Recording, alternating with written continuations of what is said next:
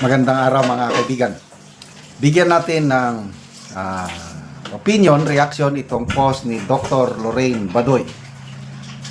Sabi niya, not legit because yung kumakalat na CT scan na di umano galing sa St. Luke Medical Center tungkol sa kalagayan ng Pangulong Marcos Jr. Hindi legitimate. Ibig sabihin, fake. O bakit? Anong rason? Bakit fake yung kumakalat na CT scan report? Okay. Number one, St. Luke's has one of the strictest data privacy policies, complete with access codes where everyone who tries to get information will be identified. Given the condition of BBN, he doesn't look like he is in the best of health, to put it mildly. And given his nefarious political agenda, none of which includes responsibility to the Filipino people, yung kampo ng Marcos, they most likely requested for strict confidentiality. Therefore, that his name is in that document makes it real suspicious. I can't see how this can happen. Parang imposible. Number two, this is an imaging report. An imaging report doesn't include the suggestion of, yung nakalagay sa document, surgical intervention and the assessment of a clinical deterioration. Wala daw yan sa imaging report. All these have no place in such a document. Pakalat lang siguro yan ng mga dilaw, CPP, ngagbatim para ma-excite tayo. Paasa.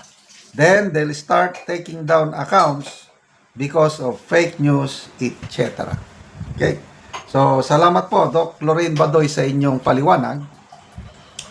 Ako, una kong nabasa sa post ni Optic Politics na merong medical document na natanggap ko, sabi niya, CT scan, kaya in-explain niya yung nandun. And then, si Mr. Bobby Tiglao, nag-post din siya, isinare niya ang isang post ng Maricar Soriano. Yun na yun. Klaro na meron ng St. Luke's Medical Center. Nandun na yung pangalan ng Pangulo. So, lumalabas na nailabas. So, paano nailabas? Yun din ang tanong ko eh. Kaya, kanina pa, medyo alanganin ako kung paano ito nailabas. So, agree ako dito sa observation ni Doc Lorraine Badoy na parang alanganin nga dahil hindi gagawin yan ng St. Luke's. Kaya nga, sana magsalita ang St. Luke's, pabulaanan nila na hindi totoo yung kumakalat na CT scan report para maklaro. Ang problema kasi sa palasyo, ayaw nilang magbigay ng medical bulletin. Sapat na sa kanila yung pahayag ni Claire Castro na the president is fine. Sapat na sa kanila yung ang Pangulo nagpa-interview nung bago pa siya lumabas galing sa ospital na I'm fine. Sinabi niya may sakit akong tuberculosis but ito konting pahinga. To them, sapat na yun. Kaya marami sa taong bayan na hindi kontento. Kaya kanina yung sa press con ni Yusek Claire Castro, maraming nagtatanong. Yung media reporters ba na ganito, may natanggap kaming information, ganito. Wag niyong paniwalaan yan. Yung isang babaeng reporter na ito, source ko, doctor from St. Luke's ang nagsabi sa akin na ganito, medyo malala. Wag niyong paniwalaan yan. Ganun na. Puros hindi paniwalaan. So, kanino daw tayo maniwala? Kung ano ang sinasabi ni Yusek Claire Castro, ano ang sinasabi ng Pangulo tungkol sa kalagayan niya, yun daw ang ating paniwalaan. Maraming hindi maniwala. Kaya ngayon, yun na. May mga speculation, ito na kumakalat ng mga ano. So, I don't know kung ano talaga. Ang akin lang is, di ba karapatan ng taong bayan na malaman ang katotohanan sa kalagayan ng Pangulo, yung kanyang kalusugan.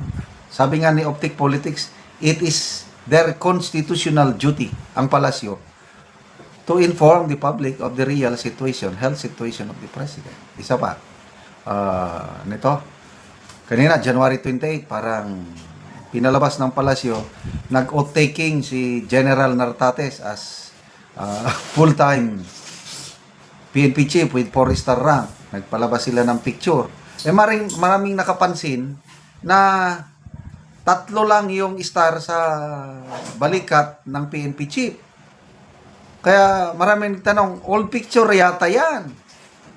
Tapos yung angle sa mga picture, parang hindi nagkaharap yung Pangulo at ano.